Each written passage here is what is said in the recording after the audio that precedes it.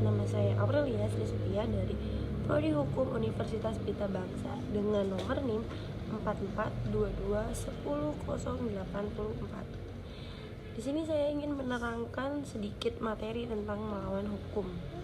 Kalian pernah nggak sih mendengar kata melawan hukum atau kalimat Anda telah melakukan perbuatan melawan hukum? Kayaknya nggak asing ya, kayak sering kita dengar tapi kita nggak sadar. Sangat-sangat disayangkan ya, warga negara Indonesia banyak sekali yang belum tahu dan belum paham apa itu melawan hukum. Apa sih melawan hukum itu apa? Arti melawan hukum itu apa? Nah, tugas saya di sini saya ingin menjelaskan sedikit tentang arti dari melawan hukum tersebut.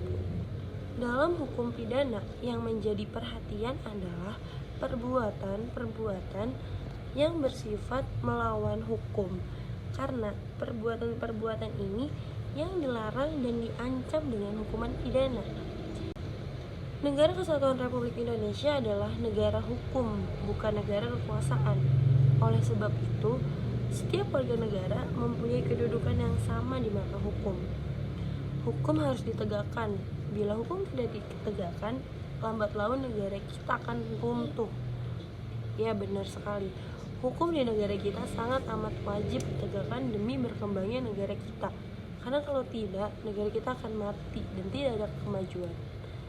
Semboyan hukum adalah hidup secara jujur, tidak merugikan orang lain, dan memberikan hak orang lain. Langmeyer mengatakan, untuk melarang perbuatan yang tidak bersifat melawan hukum, yang tidak dipandang keliru itu tidak masuk akal. Mengenai ukuran tentang keliru atau tidaknya suatu perbuatan, ada dua pendapat. Yang pertama, apabila tidak melakukan larangan undang-undang, maka di situ ada keliruan. Pendapat ini berarti melawan hukum artinya melawan undang-undang, sebab hukum adalah undang-undang. Pendirian tersebut bisa dinamakan sebagai pendirian formal. Yang kedua, belum tentu kalau semua perbuatan yang mendekati larangan undang-undang bersifat melawan hukum. Karena menurut pendapat yang kedua, yang dinamakan hukum bukanlah undang-undang saja. Di samping undang-undang ada hukum tertulis maupun tidak tertulis, yaitu norma-norma yang berlaku dalam masyarakat. Dan pendirian tersebut bisa dinamakan pendirian material.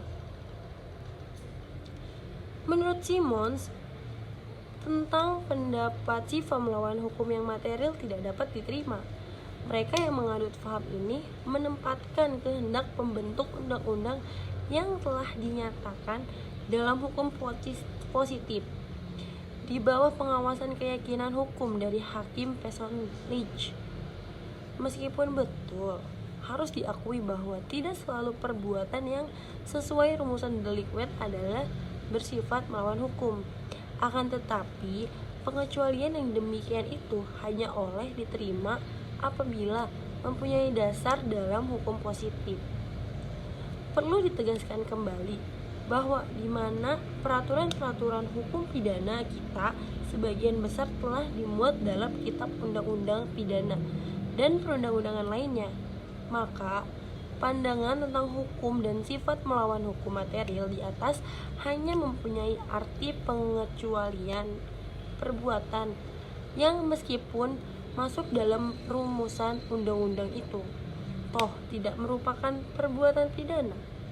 Akan tetapi, jika kita mengikuti pandangan yang material, maka bedanya dengan pandangan formal adalah mengakui adanya pengecualian dan penghapusan dari sifat melawan hukum.